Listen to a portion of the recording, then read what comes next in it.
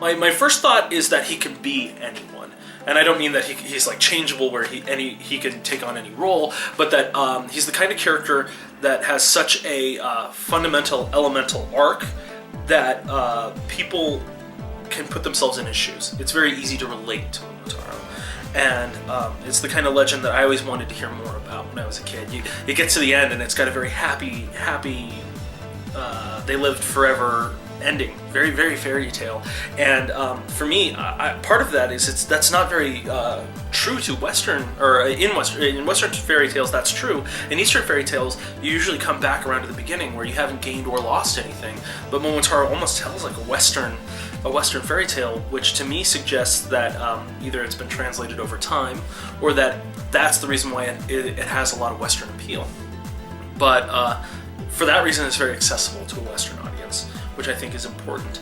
But the big thing about Momotaro is just that inner core of his arc, who he is, what he's going to become.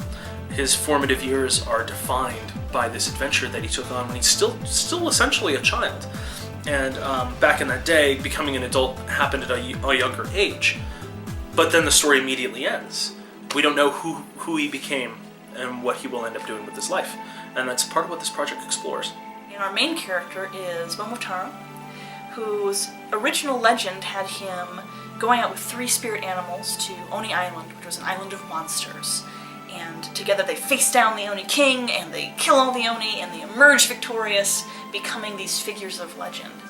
But our story starts a year after that has happened, where Momo is really conflicted about what he's done and what he paid to save his village. And he would do it all over again, but part of him is wondering, did I become a monster in order to defeat monsters? So he's completely withdrawing from everything. Everyone, his parents are desperately trying to reconnect with this stranger who's come home. And all Momo really wants to do is quietly retire at the age of 16 and fade away. But when a ghost starts haunting his village and killing people one by one, he is yet again called upon to be this hero, and fundamentally doesn't know if he can be that person again.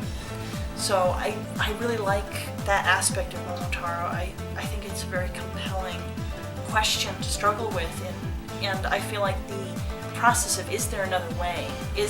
Can we explore some other option is really interesting.